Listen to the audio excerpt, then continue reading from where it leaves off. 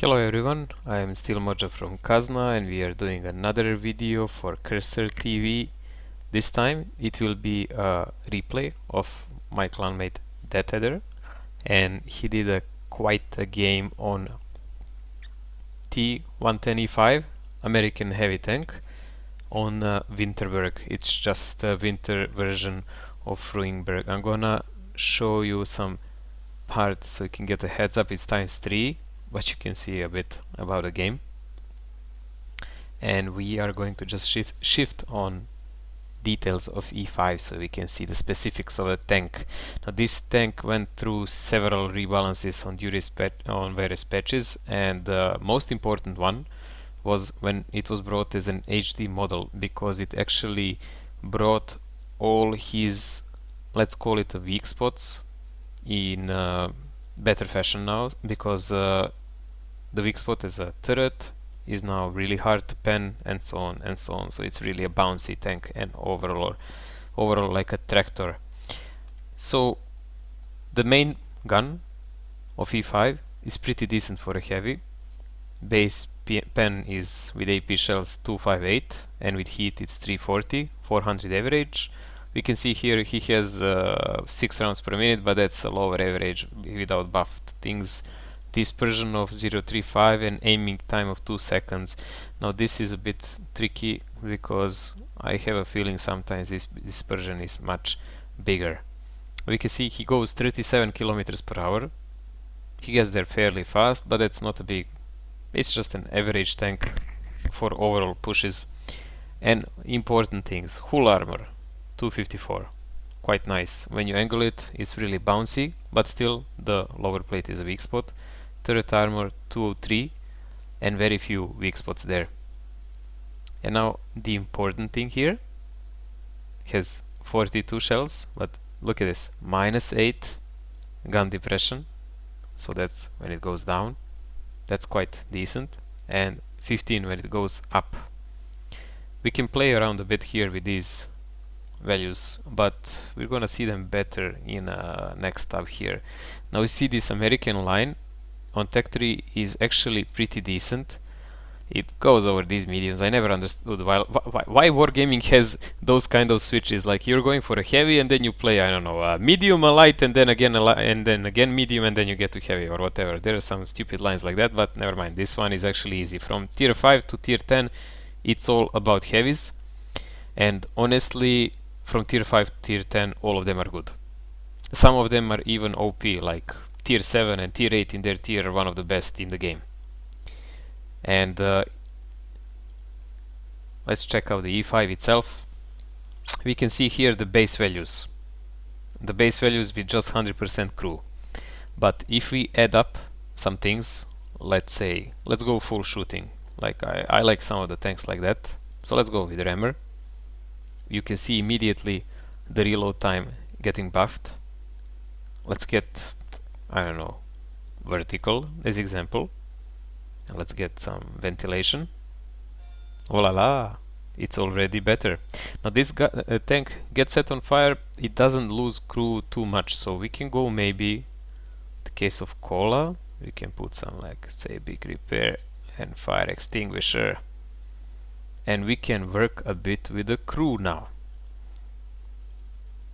Let's say we have a good crew and we add up a BIA, and I don't know, we can add up some of these. They will a bit improve on our shooting chances. Most of us with at least 2 or 3 crew skills have those, so that's not a big issue what I'm doing now. The rest of these will just improve the camo value and whatever, but these are the ones that are most useful.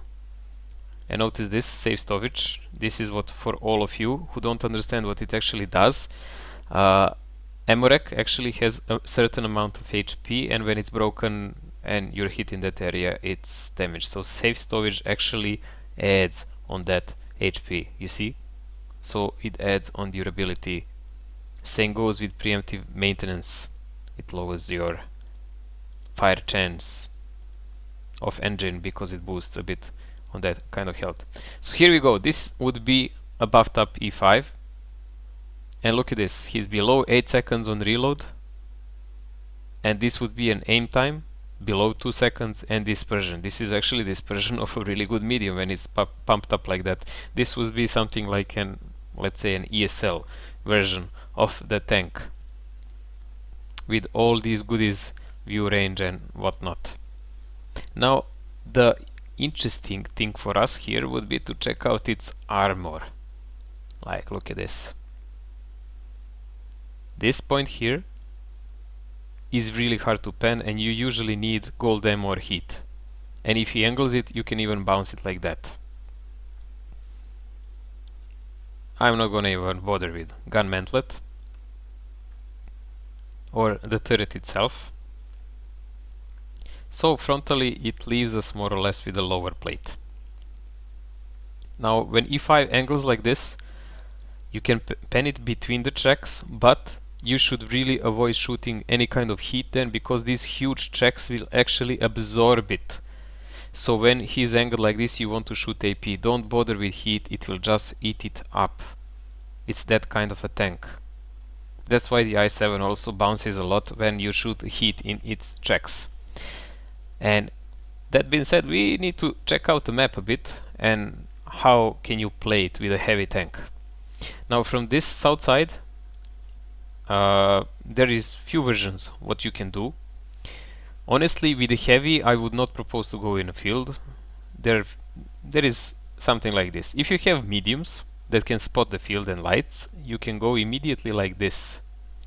And from here, if you are careful, you can use, there is a little truck in that area. Use it as a hideout, so their tanks that are coming from this area here cannot shoot you easily, but you can have clear shots to anyone that's here also, and you don't stay there long, then you run away. You can go on this corner. This is a more safe version of the same game, or you can go a bit more aggressive and go here. So what do you gain from this position? From here you can fight both these angles, and from here same thing, you can fight this. Of course you can then, there are a lot of passive versions what to do with the heavy. Yeah, you can go camp like this, you can camp here behind this window, behind this corner. And why is this, why do I recommend to play heavy with heavies in a city here? Well, it's pretty simple. Field from their side is dominant for mediums. Their mediums have, when they go up here, they have better position than yours, and they can push with mediums here. That's something that simply your guys from your team cannot do without being suicidal or very lucky if it happens. And on other hand, your arty can connect in this area here, while their arty cannot connect well on your tanks in these areas unless you're really open. Yeah, it can connect like here maybe, or it can connect here, but those are not important ones. You can always hide from that as long as these tanks keep some kind of fire range covering you like this and this. You are pretty much safe, and you can really play aggressive from these 2-3 positions in a city and dominate. That's very important. And now we're just gonna shift to the demo and see how DeathAdd3r played it, because this is a really fun game to see. And here we go, here we go. Winterberg is starting. Let's check out his tank a bit. Welcome to hell! And some gambling signs. Well, we'll see how he uses those. Well, he starts from the south, we already noted that, and let's do what we do when we usually start a game. We're gonna hit a break. And let's see what do we have and what do they have. So, they have 3 tier 10 mediums, 1 heavy, some tier 9 heavies, again a lot of 2 tier 9 mediums and lights, and some TDs. On other hand, our side has definitely 3 tier 10 heavies, so that's 3 to 1. Enough mediums to deal with theirs, and a lot of tier 8s and 1 tier 9 TD. So overall, more mobile and stronger in city, while you have enough tanks to play wherever in a field or in a middle if needed. That's very good lineup for this team and not so good for theirs at this moment. So let's see what did DeathAdd3r choose of all those options I showed you can play. By the display on the map you can see most of mediums from this team and lights went in a field, which is good. There is always some bot that goes in a city with a medium. There is object 140, let's not call the name, but he is a bot, and I'm gonna say it again, you are a bot for doing what you're doing now. But never mind, DeathAdd3r is playing aggressive and he already found some shots in a field. It's nice connection. And he's really playing proactive. He knows his chances, so only thing he actually has to do now is check where the hell are the TDs so he doesn't get wrecked. So what he was doing, he was angling his tank and side scraping, so his tracks would actually absorb a shell if it happens, and all this rubble can protect him. And don't forget there is no RT here, so he can actually play really aggressive like this.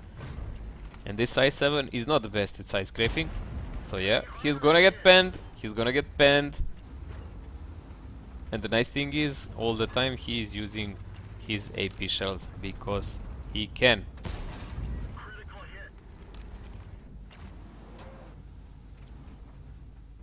Oh, look at this. This is really nice. I actually even didn't know this myself, that you can connect like this through this window. That's very cool. And that 50, that like Waffen probably is not aware of it himself, but he's just being a victim in this story.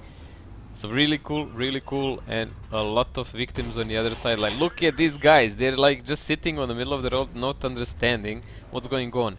And the good thing about DeathAdd3r's team is they already have some guys playing aggressive from the midfield. You can see the T30 that is taking the attention in the other street, so they're turning their backs to DeathAdd3r so he can actually do what he's doing now.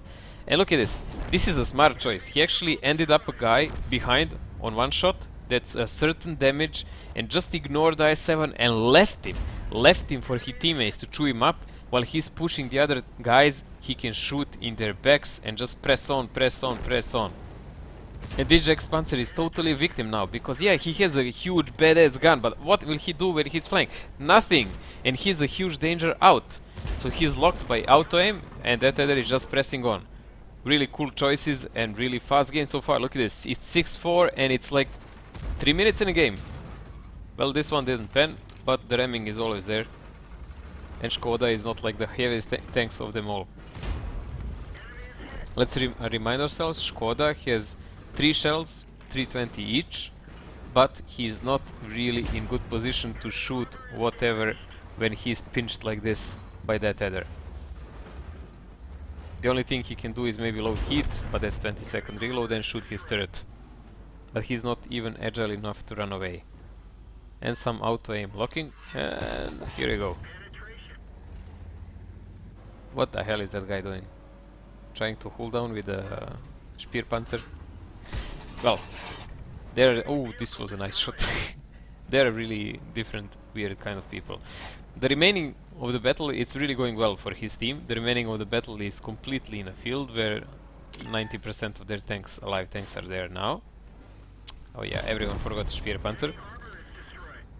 And we can see their TVP, tier 10, and STB on almost full HP. The battle is already definitely won. It's only the question who will get the damage and who will make the most XP here. It's really nice connections on a drive. I'm really so impressed. And the driving of DeathAdd3r is pretty nice. So the choices he is making are correct. But yeah, TVP in a side, that's auto Amorek as usual. Yeah, is it only me, or guys, in last patches like Amorek is really weak on most of the tanks? I have a feeling like when any light tank shoots me in a heavy tank, the first thing that goes off is my Amorek. Like every bloody time, and I have to repair it like on the start of the game, from the scratch. So yeah, the cap is going on. This guy actually has 4 shells and he can kill DeathAdd3r if he doesn't panic, and he just did. So that one and 2 shells that he didn't pen, that costs him, because he reloads now 20 seconds and DeathAdd3r is actually reloading 20 seconds also with this dead Amorek. But never mind. He's still chasing him, because that's the best thing to do.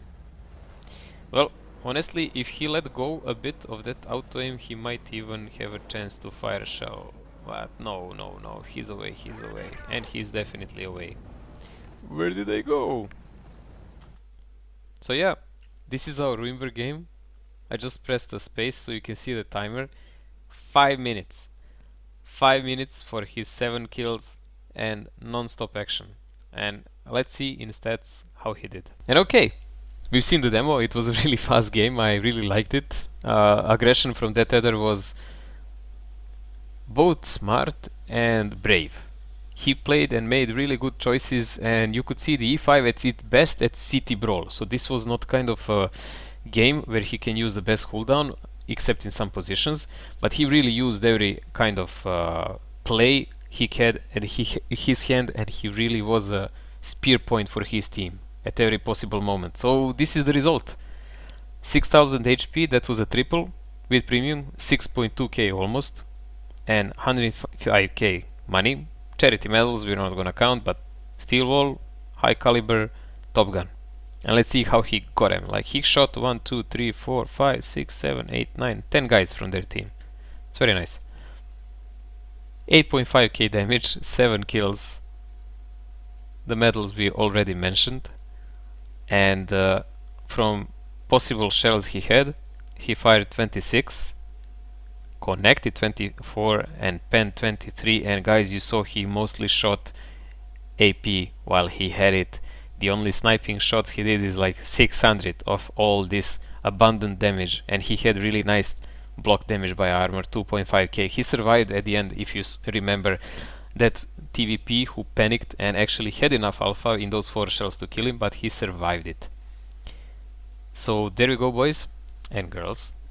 I really hope you like this demo, and I really hope you learned something valuable. How can you play proactive and brave without camping and still survive, and how to use your E5 in the best possible way. So have fun, watch Kursor TV, and I'll see you around.